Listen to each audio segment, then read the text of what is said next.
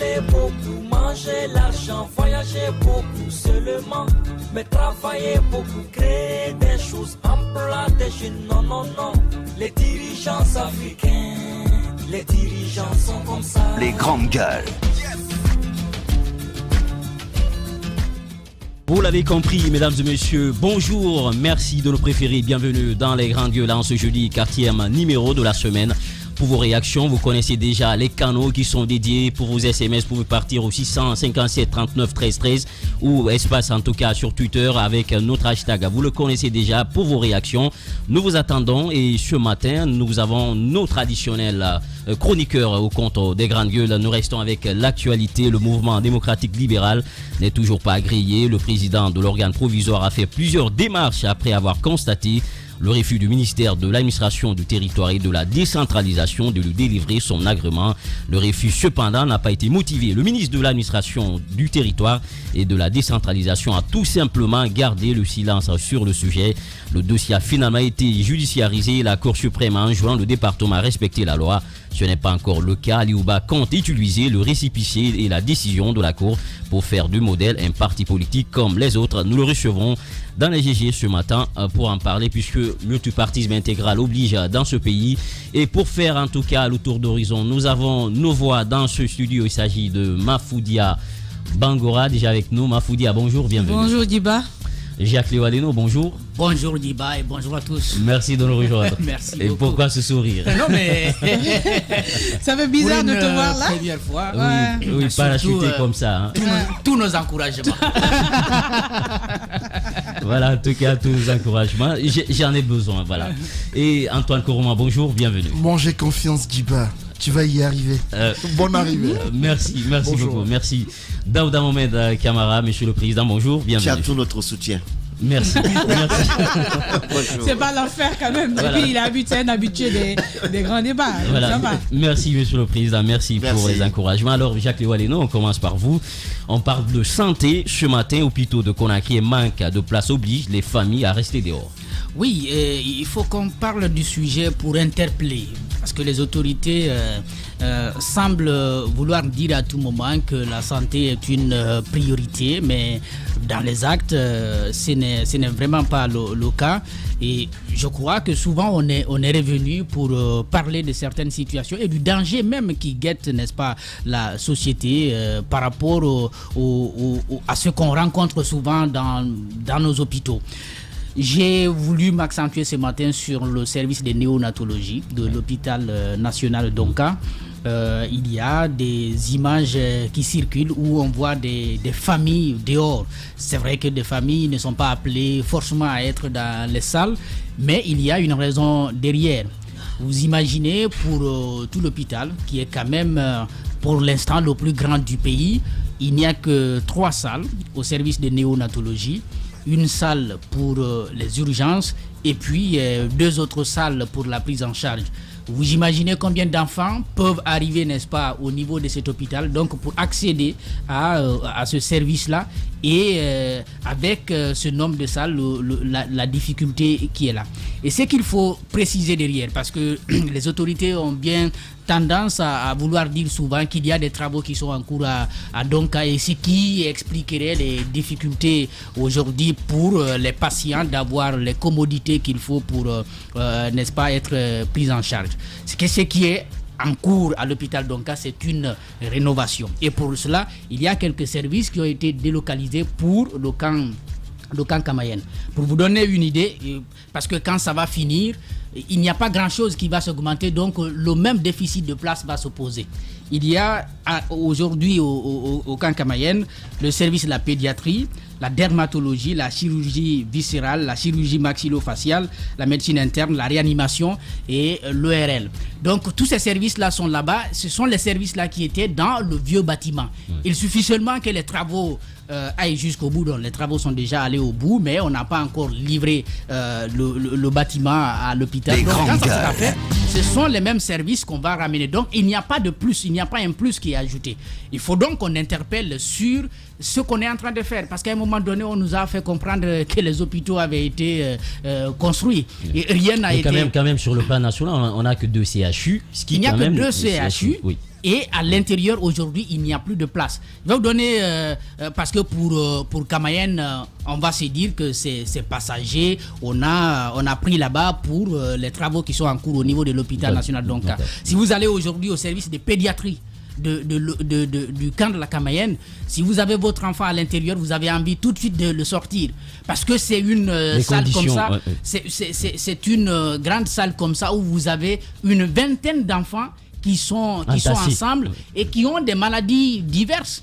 Il y en a qui portent certainement des maladies contagieuses. Avec la promiscuité, vous aurez peur, n'est-ce pas, de laisser votre enfant y rester. Avec la chaleur, en tout cas la chaleur, elle est là parce qu'il n'y a aucun élément qui apporte, n'est-ce pas, la modernité à l'intérieur. On s'est dit que c'est passager, c'est juste pour permettre à ce que les travaux aillent jusqu'au bout.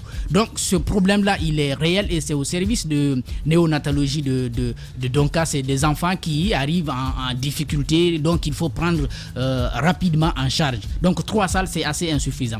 Et ce que j'indique pour Donka l'est aussi pour Ignazdine. Pour Ignazdine, je l'ai rappelé une fois ici où j'ai trouvé au service de cardiologie le jeune laborantin, donc qui fait des prélèvements, qui n'a pas où travailler. Donc il est obligé de côtoyer une salle d'hospitalisation et c'est au niveau de cette salle d'hospitalisation qu'il fait des prélèvements. Si vous venez pour les résultats, c'est encore à ce niveau qu'il va vous donner les résultats. Il n'a pas un endroit où on peut le trouver pour, n'est-ce pas, faire ce travail-là. Donc, vous imaginez dans quelles conditions nos hôpitaux se trouvent et à chaque fois que le débat est posé, on dit derrière, bon, c'est une priorité. C'est pas encore une priorité. C'est une priorité. Et puis, dans le budget, on nous apprend qu'on a augmenté, n'est-ce pas, la part du budget. Oui, on a allé au-delà des 15%. Oui, mais ça ne suffit pas. Qu'est-ce qu'on fait? Parce que le budget, on dit, c'est une intention. Oui. Maintenant, est-ce que le financement est là? Est-ce que la volonté est là? Est-ce que le financement est là? Et lorsque le financement là arrive, est-ce qu'on ne se limite pas seulement dans la prise en charge du personnel médical? Est-ce qu'on a aujourd'hui la possibilité, on a aujourd'hui la volonté d'investir dans les infrastructures hospitalières ici à Conakry, mais également à l'intérieur. Ceux qui nous gouvernent, lorsqu'ils tombent malades, ils vont à l'étranger, c'est au Sénégal, au Maroc ou en Tunisie. Vous prenez une commune comme Matoto qui n'a pas de centre médical moderne. Toute la commune de Matoto, il n'y a pas de centre médical qui peut faire face, n'est-ce pas, aux urgences ou maintenant aux cas de maladies les plus graves. C'est assez compliqué. Et sans compter quand même l'intérieur, puisque nous parlons déjà de Conakry, l'intérieur encore, c'est une autre paire de manches. Antoine Koroma, c'est vrai, l'on se souvient en 2015, entre 2014 et 2015, le chef de l'État disait que Ebola était une opportunité pour la Guinée. Beaucoup d'eau a coulé sur le pot. Aujourd'hui, on a l'impression que ça sonnait plus comme un discours au lieu d'une réalité sur le terrain. Pour ce qui est de l'opportunité, il faut reconnaître qu'il y a eu la construction de certains instituts à l'intérieur du pays. Je parle notamment de Forêt-Carrière, également de certaines villes. On a pu voir sortir de sous terre des bâtiments dans des centres hospitaliers pour quelques recherches. Quand il y a eu par exemple le coronavirus, je crois qu'on a pu envoyer quelques échantillons dans ces laboratoires pour des travaux éventuels. On a été à Mali pour hors série, on a pu constater la modernité ou encore l'état moderne de l'hôpital, mais surtout de ce centre qui a été construit à côté pour les épidémies. Mais de l'autre côté, Jacques parlait tantôt de l'hôpital Donka. J'y ai séjourné quand j'ai été malade de coronavirus. J'ai vu un peu, il faut reconnaître, le bâtiment dans lequel nous étions était celui dédié à la pédiatrie. À ce niveau, c'est un bâtiment moderne. Le bâtiment il a été rénové. On nous a appris que de nouveaux lits étaient venus et tout a été changé. Mais on nous a appris que ça retarde parce qu'il y a des malades de Covid dans ces bâtiments. Sinon, normalement, on aurait dû procéder à la remise officielle il y a quelques mois en arrière. Mais jusqu'ici, ce n'est pas le cas parce qu'il y a des malades de Covid qui sont dans ces bâtiments. Est-ce que cela n'est pas un argument parce qu'à un moment, on apprenait que c'est seulement le côté guinéen encore qui retarde et que les partenaires au développement avaient fini? Non, à ce niveau, c'est réglé parce que pour ceux qui ont vu l'hôpital qui a été présenté dans les images et même pour ceux qui ont été à l'hôpital Donka, il y a plus de, je crois, 4 ou 5 ascenseurs qui ont été installés. La plupart des toilettes et autres ont été refaites. Il y a eu beaucoup de changements. Mais ce qui est évoqué par rapport au rajout de quelques autres cabines et autres lits, c'est une préoccupation. Parce que la modernité, il faut le dire, l'hôpital a été changé. L'hôpital aujourd'hui est devenu moderne, pour ce que j'ai vu en tout cas. Mais de l'autre côté, il y a lieu de faire des efforts pour non seulement faire rajout au niveau des cabines et autres lits, parce qu'il y a lieu d'apporter tout de même du changement dans certains domaines, mais pour ce qui est des conditions de traitement des malades, je me dis qu'il y a de l'amélioration qu'un fait qu'il faut reconnaître. Et pour le centre de néonatologie, j'ai vu les images qu'on nous a envoyées hier, c'est pathétique qu'on voit des mères de famille, des enfants à même le sol avec leurs bagages qui n'ont pas de place à l'intérieur. Et je me dis qu'il est temps qu'on accélère l'octroi de ce bâtiment neuf ou de ce bâtiment rénové aux patients, aux médecins qui ont envie de travailler. Et jusque-là, Corona oblige, on nous apprend que c'est à cause du Corona, jusque-là le bâtiment n'est pas remis. Je me dis qu'il serait temps d'y aller enfin. Ce qui quand même indique que toujours il y a ce manque d'infrastructures sanitaires. Pour le cas de l'hôpital Ignace Dine par exemple, là à ce niveau, le service pédiatrie, mais c'est une catastrophe. Lorsque vous êtes de l'extérieur du bâtiment, vous voyez l'état du bâtiment, mais c'est incroyable ce que vous voyez à l'hôpital Ignace Dine. C'est lorsque vous voyez la vétusté, l'insalubrité et même parfois les conditions précaires de travail des médecins, vous avez l'impression qu'on n'a pas...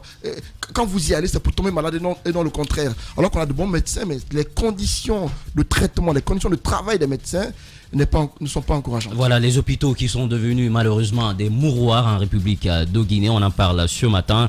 Daouda Mohamed, même réalité, lorsqu'on écoute en tant qu'Ourma qui disait oui, il y a certes des avancées, mais on a l'impression par rapport à la demande nationale et l'offre du gouvernement, il y a quand même une disparité. Oui, il y a une disparité, et c'est là, et il faut le dire, cette disparité, elle est insistante. Elle est insistante du fait qu'on sait, qu'on a créé, on ne parle que de 2 CHI et de toute l'étendue du territoire d'ailleurs, Ignace Dine et Donka. Mais en parlant de l'espace qu'on peut offrir aujourd'hui à la population ou même aux professionnels de la santé, il faut aussi mettre en parallèle, c'est là, le soin qu'on peut prendre, de ces infrastructures. Aujourd'hui, c'est vrai que de l'autre côté, à Kamayen, c'est juste pour attendre que les travaux finissent de l'autre côté. Mais qu'est-ce que le personnel fait pour offrir quand même aux patients qui viennent là un espace qui leur permette de passer bien leur séjour? Quand on dit que non, c'est passager, donc chacun laisse comme ça et qu'on ne fasse pas d'effort pour donner un petit confort, même pas le grand confort, mais un petit confort, au moins pour le séjour qu'on passe là, qu'on ait, c'est pas qu'on veuille rester à l'hôpital, mais qu'on se sente encore mieux à l'hôpital. Parce que la maladie d'abord, c'est la psychologie. C'est la psychologie. Mais Ignace Dine, c'est un grand hôpital. Mais qu'est-ce qu'on fait dans le cadre de l'hygiène? Qu'est-ce qu'on fait dans le cadre de la réglementation, même des visites à ces niveaux? Ce qui se passe aujourd'hui à Ignace Dine, par exemple, tout ce qui préoccupe les travailleurs ou les agents qui sont là, c'est que vous arrivez, que ce soit à 1 heure de visite ou pas, si vous avez l'argent pour acheter le ticket d'accès, vous rentrez. Alors que les patients ont parfois besoin du repos. Parfois, on n'a pas besoin de permettre à tout le monde de rentrer dans les salles. Mais lorsque vous avez le ticket, parce que vous payez de l'argent pour oui, et d'ailleurs, on se demande la destination de cet argent qui est payé. Cet argent qui est payé, personne ne sait. Mais leur préoccupation, c'est qui rentre avec quel ticket. Maintenant, est-ce que ce sont des heures de visite? Est-ce que tel a vraiment sa place à cet hôpital? Ce n'est pas leur problème. Et quel que soit ce qu'on va offrir à la Guinée comme hôpital, aller prendre aux États-Unis, amener en Guinée, tant que nos mentalités ne changent pas, pour qu'on sache que quand on parle d'hôpital, c'est d'abord l'assurance, c'est d'abord la psychologie qui nous maintient à l'hôpital. Mais lorsqu'on pense que l'hôpital, non, c'est juste pour venir prendre des injections et repartir, et on ne vient pas à l'hôpital pour prendre de la maladie, on vient à l'hôpital pour se soigner. Mais la plupart de nos hôpitaux aujourd'hui, notamment les grands hôpitaux, on y vient le plus souvent pour prendre de la maladie, et il y en a qui viennent avec une pathologie, en sortant, ils repartent avec d'autres. Il faut aujourd'hui que nos mentalités changent, qu'on adapte aussi, ou qu'on s'adapte aux réalités nouvelles, qu'on se mette au travail de nettoyer le peu qu'on a.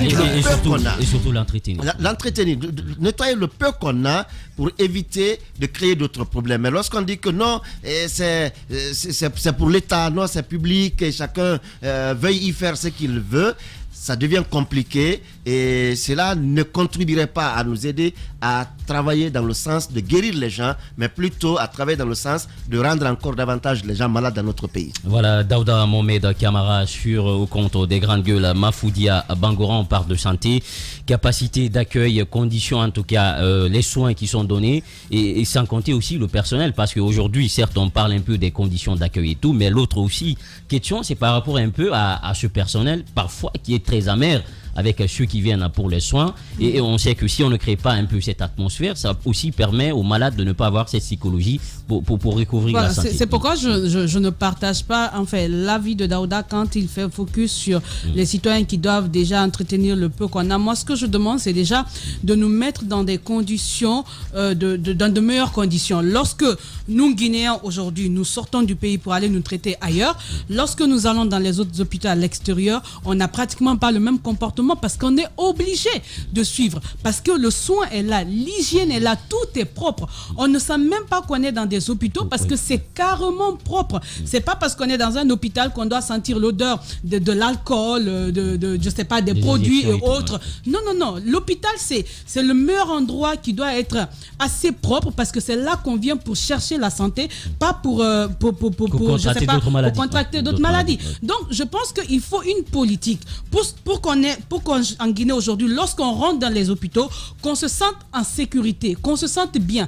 Mais c'est tout à fait le contraire. Quand on prend les images dont Jacques parlait tout à l'heure, qu'on a reçues avec le service néonatal de Donka, c'est bien, peut-être c'est ce qui manque, c'est peut-être une organisation.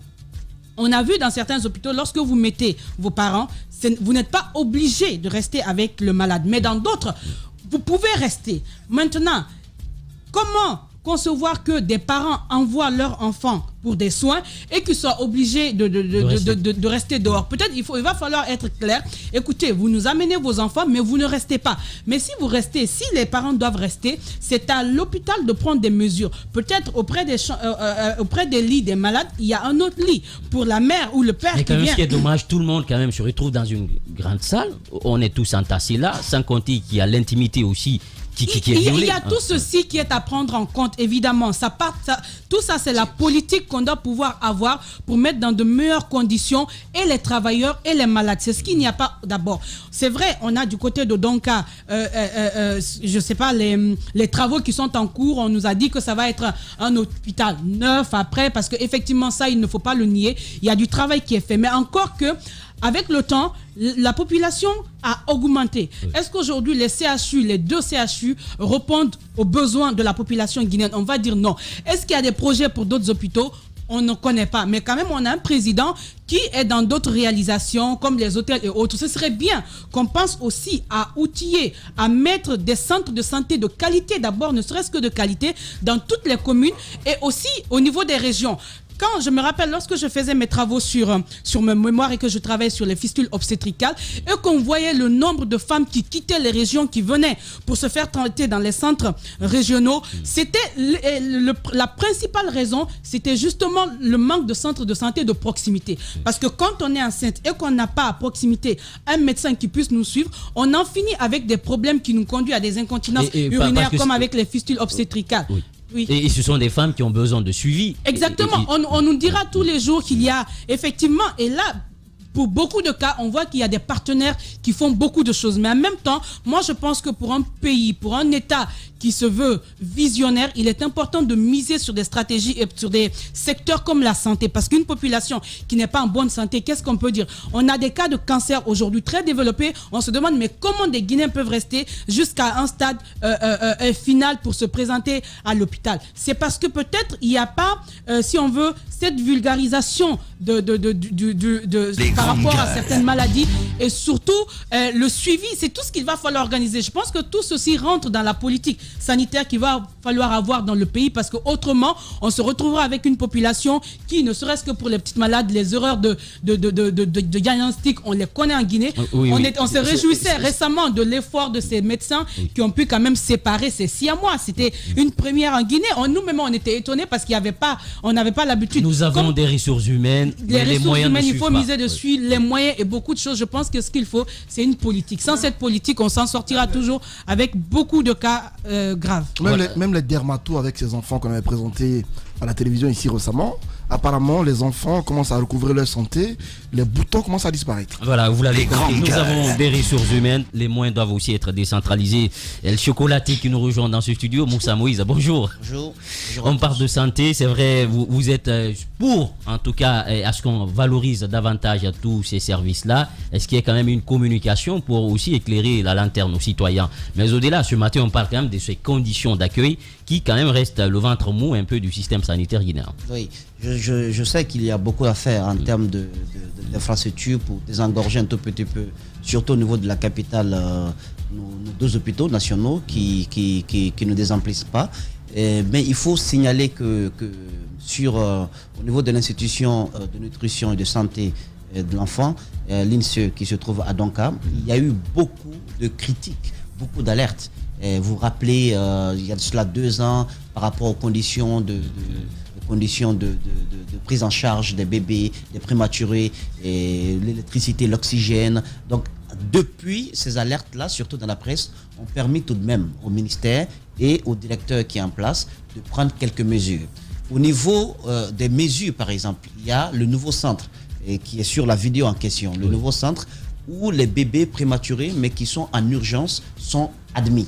Et là-bas, puisque ce sont des soins intensifs qui sont donnés à ces bébés-là, parce qu'ils ne sont pas de la même catégorie que ceux-là qui se portent un peu mieux, qui se trouvent dans une autre partie du centre, et bien là-bas, il n'est pas permis aux mères de rester de façon permanente à côté des bébés. Puisque dans les couveuses, dans des conditions où vraiment l'enfant se développe, parce qu'il n'a pas complètement terminé son développement, voilà, exactement. Donc, on ne permet pas aux mamans, aux personnes de rester à côté pour éviter des cas de contamination, de contagion et tout cela.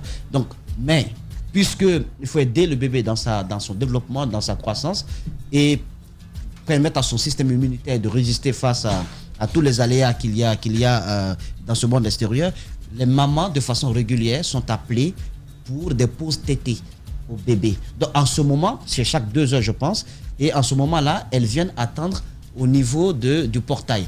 Le lien entre la mère et l'enfant n'est pas démontré. Donc, certaines mères préfèrent rester devant le portail, comme on l'a vu en image, jusqu'à ce que les 2 heures suivent, ainsi de suite.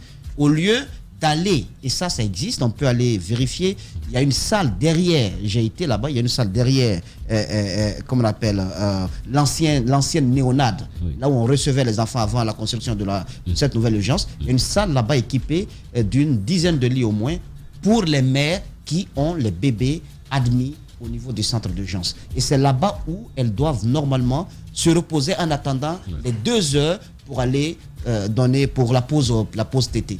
Donc, certains ne supportent pas cela et préfèrent rester devant le truc. Je ne dis pas qu'il n'y a pas de problème au niveau de l'INSEE, surtout de ce centre, mais ces efforts quand même ont été faits et ces lits-là existent, souvent inoccupés, parce que j'ai pu le constater, j'ai pu le voir.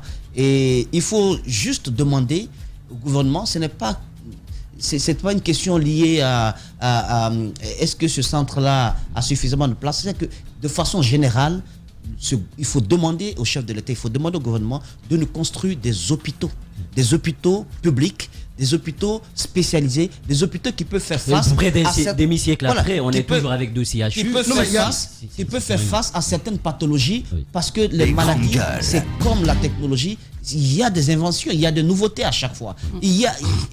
Puisqu'il y a des nouveautés à chaque fois, c'est pourquoi les scientifiques ont pensé à la création du mot recherche scientifique.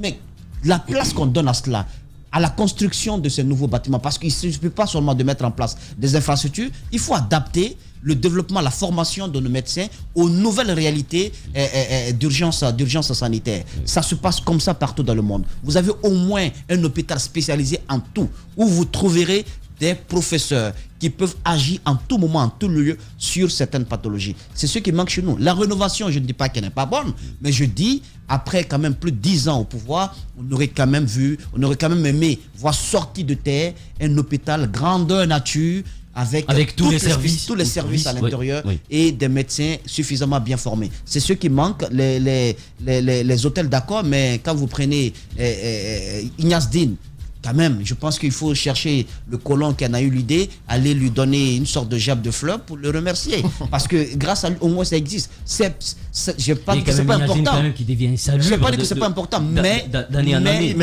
aujourd'hui, il faut rappeler à Ignace Dine, lorsque vous êtes sur respiration artificielle, priez Dieu que le courant ne parte pas. Exactement. Lorsqu'il y a coupure de courant, ça veut dire que c'est la mort. Ça, c'est autre. Quand on parle d'Ignace Dine, il y a pas de groupe. Il y a quelqu'un là-bas dont les lunettes tombent. Parce qu'il ne veut pas que je parle de son hôpital. Mais il faut qu'on en parle.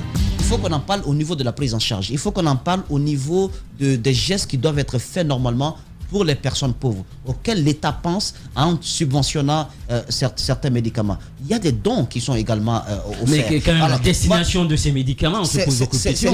Sans compter que simplement les gars, on vous fait acheter en tant que patient. Maintenant, il faut peut-être mettre vraiment l'accent sur le rôle que l'inspection au niveau de la santé peut jouer pour faire un tableau de bord assez conséquent sur les réalités dans nos hôpitaux, sur les besoins, parce que tout cela, un État, il joue sur la planification, il joue sur qu'on appelle sur la démographie.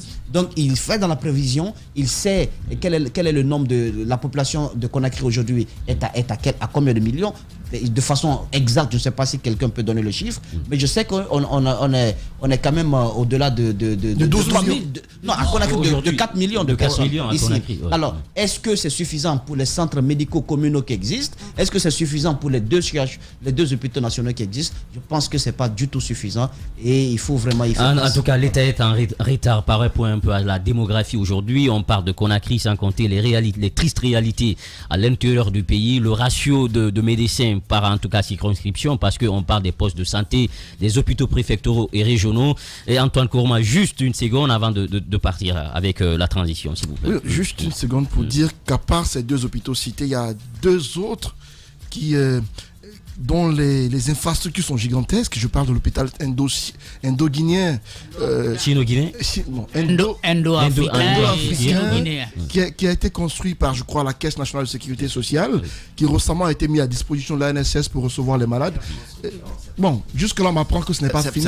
Non, c'est pas fini encore. Il y a encore du boulot à ce niveau. Je crois que ce n'est pas loin d'être fini, selon ce que j'apprends. C'est très loin encore, Antoine. Non, on m'a dit que c'est à plus de 90% d'évolution des travaux. C'est ce qui a dit. Les pourcentages en Guinée, il faut les prendre avec des Et de l'autre côté, Ouais. il y a un autre hôpital dont le bâtiment est certes grand et beau, mais le service à l'intérieur, beaucoup le décrit. C'est l'hôpital de Kipé, l'hôpital sino-guinéen, qui beaucoup pensent que quand on y va, même quand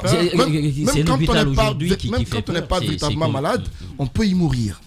Lorsque Aboulaye Ba, notre regretté confrère, est mort à l'hôpital sino-guinéen, beaucoup pensaient qu'il aurait pu survivre. Il y a un ministre à l'époque qui m'a soufflé à l'oreille qu'ici, c'est pas évident qu'on en sorte vivant. Oui, parce que le recrutement, il y a un problème de recrutement. Attendez, on va pas le précipiter. Non, il faut le dire clairement. Il faut relativiser.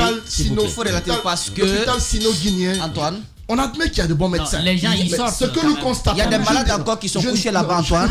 Je pense que ce matin, tu ne vas pas précipiter leur mort. Il faut quand même pas être alarmiste, mais ce que je veux dire, c'est quoi? C'est que à l'hôpital sino-guinéen, le travail n'est pas en adéquation avec les infrastructures. Le confort, tout est là. À la différence de Donka et Ignace Dine, tout est là. Peut-être qu'il faut se pencher sur le recrutement. C'est un hôpital moderne. Du personnel. Mais ce que j'apprends, la répartition des médecins dans ces hôpitaux publics n'est pas... en adéquation? Non, pas que c'est pas... C'est pas la équitable. répartition n'est pas équitable parce qu'il y a de bons médecins qu'on n'envoie pas à l'hôpital de Kipé. À Kipé, C'est pas qu'il y a pas des médecins qui sont pas nombreux pour s'occuper des malades. Non, mais il y a des médecins qui officient dans plusieurs hôpitaux aussi. Exactement. À la fois. Il y a aussi cette possibilité. Moi, je crois que le problème fondamental que nous avons, en tout cas en lien avec ce sujet-là, c'est la capacité d'accueil. Parce que c'est vrai qu'il y a ces travaux qui sont en cours, que ce soit à Kipé où nous avons déjà cet hôpital, et puis du côté de Matoto avec Bessia. C'est cette capacité d'accueil-là qu'il faut accroître pour permettre, n'est-ce pas, à ce que les gens puissent venir. Pourquoi les médecins des qualités ne vont pas, par exemple, dans les hôpitaux préfectoraux? Même s'ils sont bons, ils n'ont pas avec quoi travailler, ils n'ont pas d'outils de travail à l'intérieur du pays. Ce qui fait qu'il y a une concentration des médecins ici à Conakry, et généralement à Donka, ils y passent pour quelques heures, et tout le reste du temps, ils sont dans leur clinique.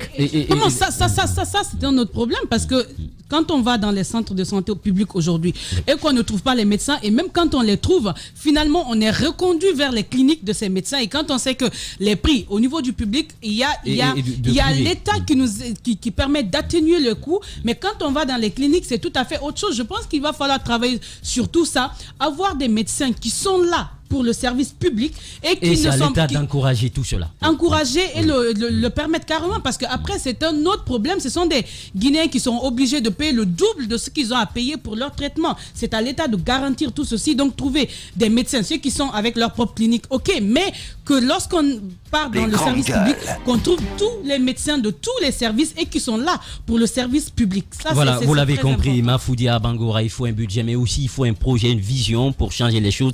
Vous écoutez Les Grandes Gueules, merci de nous rejoindre. Sur Radio Espace Guinée, les GG pensent comme JMJ. Une presse libre se voit dans la rue. Et la rue voit vraiment si la presse est libre. Cette dialectique sociale est la levure de la démocratie. JMJ. Les GG sur Espace, tous les matins 9h-11h.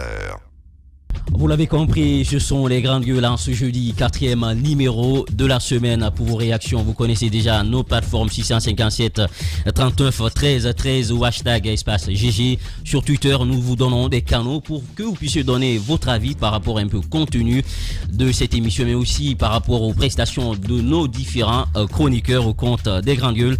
Nous restons avec l'actualité. Le mouvement démocratique libéral n'est toujours pas agréé. Le président de l'organe provisoire a fait plusieurs démarches après avoir constaté le refus du ministère de l'administration du territoire et de la décentralisation de lui délivrer son agrément.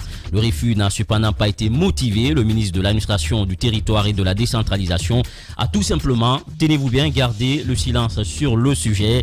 Le dossier a finalement été judiciarisé. La Cour suprême a enjoint le département à respecter la loi. Ce n'est pas encore le cas. Liouba compte utiliser d'ailleurs le récépissé de la décision de la Cour pour faire du modèle un parti politique comme les autres. Nous le recevons dans les GG pour en parler ce matin. Nous partons avec cet autre sujet puisque c'est l'actualité.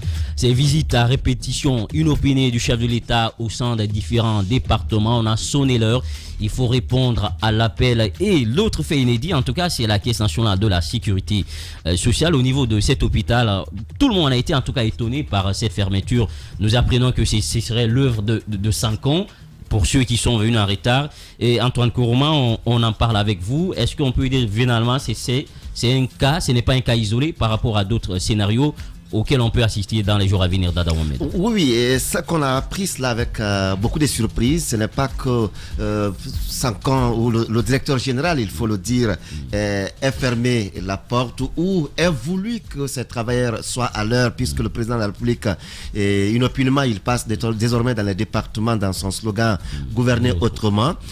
Mais ce qui a aussi surpris dans cette action de Sankon, c'est que faire comme si on était dans une cour d'école, comme si on était dans une maternelle où il faut sonner la cloche pour que chacun soit dans les salles de classe et quand c'est la récréation également, c'est le son des cloches. Et de la description qu'on a eue hier de la furie qu'avait Malik Sankon quand il attendait ces chefs de service et directeurs qui devaient être en retard un peu, et avec toute cette force qu'il avait, qu'il faisait preuve ici là pour montrer que désormais, puisque le président Alpha Condé a dit qu'il faut être à l'heure au bureau, et lui dans son département, c'est comment le faire et passe par la fermeture du portail. Mais ce qui n'a pas pu se faire comprendre, c'est qu'il y avait 2 catégories. La catégorie des stagiaires et autres travailleurs et la catégorie des chefs de service et les directeurs. Et tous, je vais dire, ils ciblaient plus les chefs de service et les directeurs que les stagiaires et autres catégories de travailleurs. Et donc ceux qui étaient venus, ces stagiaires et autres, il a fait attendre jusqu'à quelques 2 heures, 3 heures. Après, il a rouvert le portail pour leur permettre de travailler. Mais est-ce que je n'ai pas compris à ce niveau? Comment on peut vouloir que les gens soient à l'heure au bureau et que vous contribuez également à ne pas leur permettre de travailler à temps? Parce que lorsque vous les maintenez dehors, ils vont rester là. Pendant ce temps, le travail ne se fait pas. Ça affecte la production. Le travail ne se fait pas. Voilà, ils sont venus en retard, c'est vrai, mais oui, c'est les retardataires, mais ils doivent travailler. S'ils doivent travailler, est-ce qu'il faut les maintenir dehors ou les sermonner? Je pense qu'il doit y avoir des mesures disciplinaires. Est-ce qu'il faut les maintenir dehors pour que le travail ne marche pas, ou il faut les admettre au bureau mais les sermonner, parce que ce ne sont quand même pas des enfants de l'école primaire ou du collège qu'il faut ou sur qui il faut taper. C'est les mots, c'est des actes qu'il faut aujourd'hui leur faire comprendre.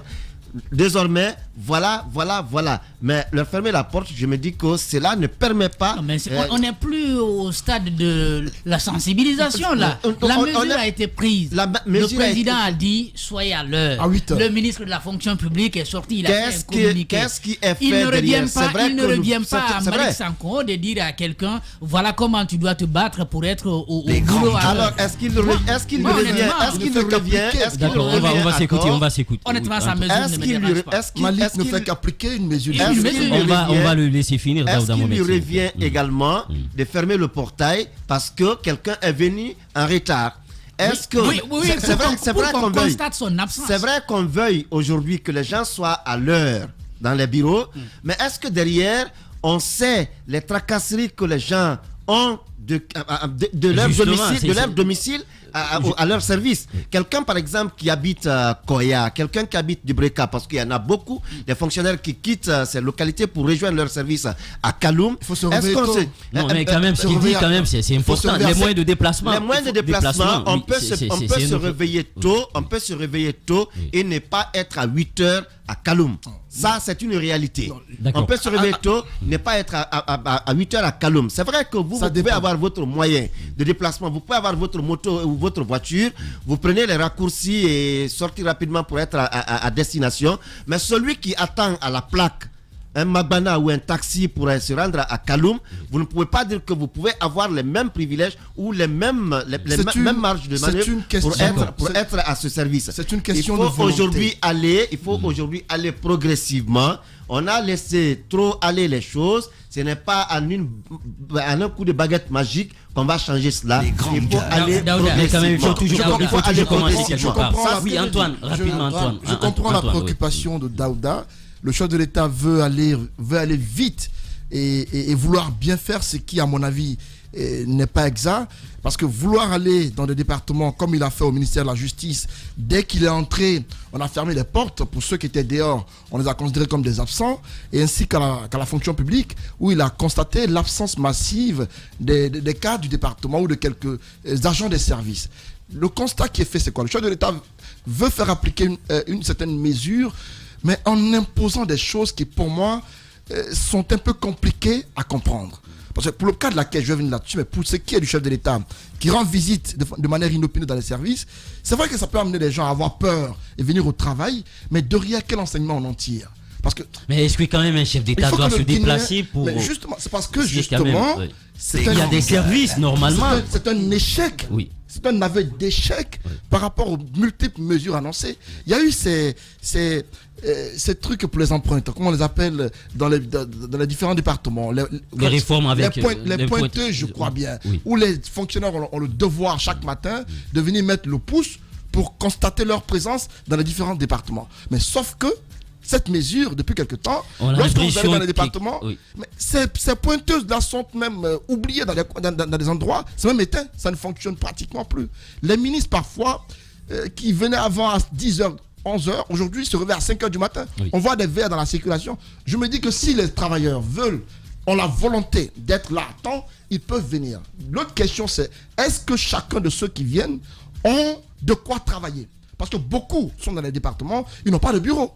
Beaucoup n'ont pas de machine sur quoi travailler. Ils viennent, ils se tordent les pouces et tout ça, mais n'ont pas de matière sur laquelle travailler. Et pour le cas de la caisse, je me dis que Malick Sanko ne fait qu'appliquer les mesures du maître, du chef Alpha Condé. Mais est-ce que c'est pas quand même, il n'y a pas une opération de charme? Je pense que normalement il peut y avoir des mesures disciplinaires. Non, Djiba. Alpha Condé, c'est une première qu'on voit un ministre à la télévision venir dire en 3 points qu'il faut désormais venir à l'heure, à 8h. Est-ce qu'on avait même besoin de ça? C'est quand même gênant. C'est gênant pour... C'est la 4e République, Djiba Midmono. C'est une manière de gouverner autrement. Un ministre qui vient à la télévision dire que désormais, il faut être là à 8h, que personne n'installe désormais la télévision dans son bureau et qu'on ne reçoit pas de visites privées aux heures de travail, c'est une première en Guinée. Et pour l'appliquer, chaque chef de département a le devoir de l'appliquer. Antoine, je pense qu'on n'avait pas besoin de ça. C'est pas une première. Malado Kaba, quand elle est venue au ministère de l'économie, elle a interdit les postes téléviseurs dans les bureaux. Je parle d'une première. Il y avait des exigences qui étaient là. D'accord, Antoine, rapidement. Antoine, rapidement. Je parle d'une première pour l'ensemble des départements en Guinée. Ce n'est jamais arrivé. Pour ce cas-ci, au niveau de la caisse, Malick ne fait qu'appliquer les mesures du maître. Et pour moi, c'est lui le chef de service. Il a sa manière à lui de le faire. S'il veut même, dès 6h, fermer toutes les portes, et même à partir... Non, attention. Attendez que je finisse. S'il veut fermer à partir même du carrefour, bloquer avec la police pour ne pas qu'on arrive, sa mesure à lui... D'accord, Moussa Moïse, juste... Alors, une minute... D'accord, Moussa Moïse, juste une minute, voilà, parce que vous réclamez tout à l'heure la parole. C'est compris, oui, allez-y. Je sais, Media Awards, ce que je ne partage pas avec toi, c'est qu'on ne peut pas tout se permettre. Il faut quand même des mesures d'accompagnement. Mais pour la mesure principale, qui consiste à amener nos fonctionnaires, pour une fois, qui touchent notre argent à tous, pour un boulot qu'ils ne font pas très souvent, pour une fois qu'on leur dise, au moins soyez là physiquement, même si on sait que la moitié d'entre eux ne font absolument rien toute la journée, hein, de ces fonctionnaires-là. Pour une fois, je partage cette décision. Maintenant, je commence par la caisse. Malick Sanko a fait fermer le portail d'accès à la Caisse nationale de sécurité sociale.